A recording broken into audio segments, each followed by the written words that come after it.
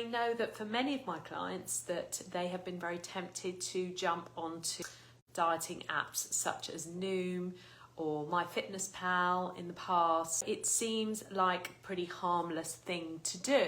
I'd like to take this opportunity to just talk to you in regards to dieting in general. So I just want you to think about this in a slightly different way. So imagine that you've gone to the doctors with a problem and the doctor said, look, I've got this great medication for you, right? And you said, fantastic, does, it obviously works for a lot of people.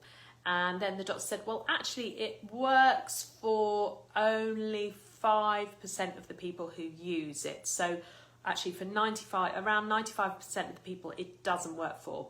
Oh, and it's going to make your problem worse in the long run. Oh, and it's likely to give you some other side effects as well. Might well affect you mentally, by the way, and emotionally, and it might make you quite miserable. Do you want to take it? Do you think you would take it? Now, and especially if there are another more sort of healthy way of sort of dealing with your problems. And of course that's kind of my analogy for dieting, because dieting, we know, works initially and then it doesn't. So but only around 5 out of 100 people it will work for in the long term. We know that for majority, as a general rule, it makes your problem worse. So if you are concerned you're dieting because you want to lose weight, you will actually end up gaining weight in the long term or regaining any weight lost. But certainly it's very common for people to mess up their metabolism and gain more weight. We also know that there are a number of other different side effects, and we know that it can impact you psychologically and make you feel damn well miserable because you can't eat anything you want and you're hungry all the time, and it affects all sorts of other different things going on in your body. Really want to focus today mainly on the area of dieting apps, because I suppose it's a newer area with technology being as it is, and there is a sort of rise in all sorts of dieting apps. There was a study done in 2021 and the findings were that participants reported, the study was on people using dieting and fitness apps. They reported and the effects that it had on them, and they reported that they triggered and exacerbated disordered eating symptoms. So for anyone who has been dieting for many years, this is something that's going to exacerbate those symptoms, and if you haven't been, then it's likely to trigger them, because it really focuses on the sort of very heavily on quantification, so calorie counting or similar, very much promoting the overuse of constant checking back, looking at, you'll get notifications and types of feedback that are going to get you become quite obsessive. And they found a number of consequences had emerged from this. So one of them was being really fixated on the numbers. So again, back to calories or which other way, the slant that they put on it, but at the end of the day, it's counting. Rigid diet. So rigidity is one of the things that is almost the backbone of disordered eating and eating disorders. That sort of rigid dieting behaviour. No more flexibility around food. Obsession is one of the things that came up. That is when you're constantly thinking about food, your weight, your dieting, and these apps can really promote that sort of obsessional behaviour. Another one was app dependency, so feeling very dependent on the app and having to go back to it and always checking it becomes quite an unhealthy behaviour. Also, extreme negative emotions were associated with it, and motivation from negative messages that it's bringing, and I'll explain a little bit more about that.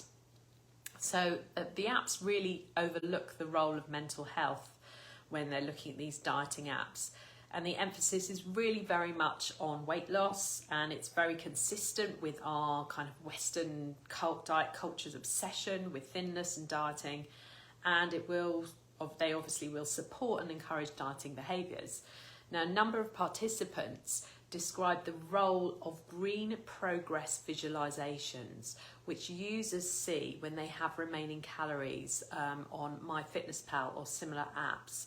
So many express this feeling of feeling very rewarded when viewing this feedback, that they had these green visualizations. So it signaled that they were consuming less of their allotted calories.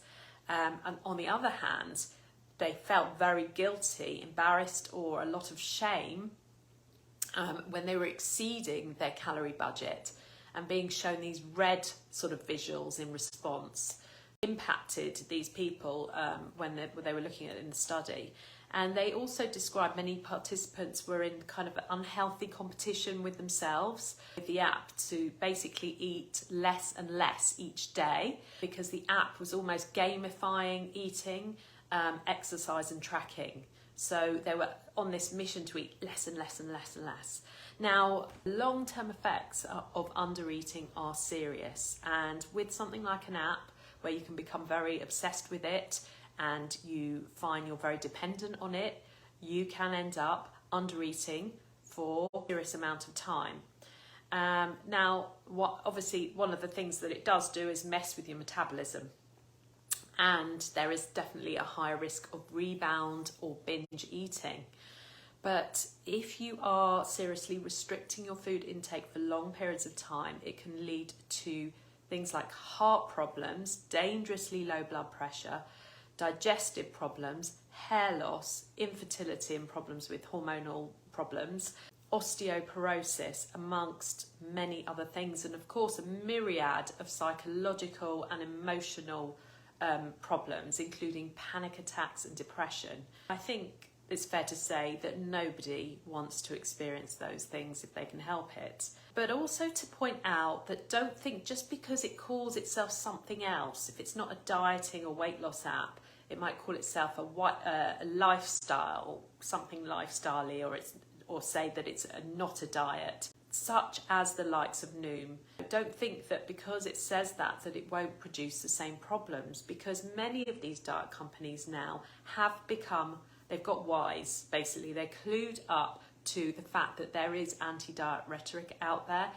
Lots of people like me to tell the truths around dieting and the problems that it causes. And so they are acting kind of like wolves in sheep's clothing, really, you could say. They are not really saying what they really are. So Noom, for example, may talk about, it's all about the psychological side, blah, blah, blah, blah, blah. But at the end of the day, it still promotes calorie counting and daily weigh-ins. And that, my friends, is a diet. And it's a dieting app, and it will notify you and do all sorts of things to keep you engaged and in the app. If you'd like to understand more about weight loss myths, then do have a look at my free download, which debunks the myths around dieting and weight loss. That's a really good place to start. I will put a link to that in the comments. It's in a really easy to read format, and I hope it sort of makes sense and can put things a bit more into perspective for you if you're finding yourself feeling very obsessive around dieting, and whether you use an app or a different form, different diets. I'd love to hear from you guys if anyone has used any dieting or weight loss apps. What was your experience with them long term? What do you think they did for you? Did you find you were becoming more obsessive on them? What were the effects that they had on you? So I look forward to joining you again next week. Take care.